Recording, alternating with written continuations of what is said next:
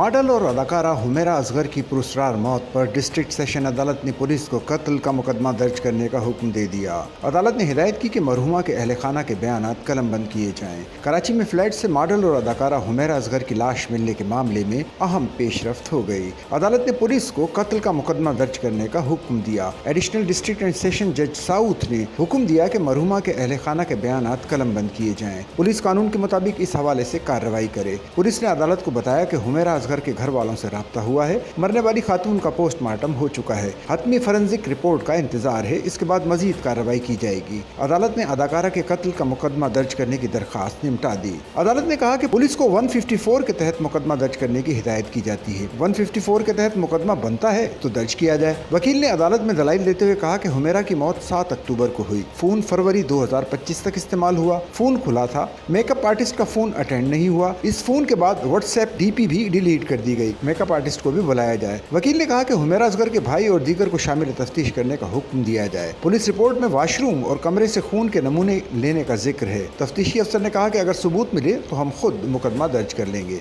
Sachal news network की videos में खुश आमदेद। नाजरीन, वीडियो से मुतालिक अपनी कीमती राय का इजहार कमेंट बॉक्स में ज़रूर करें और चैनल को सब्सक्राइब करें।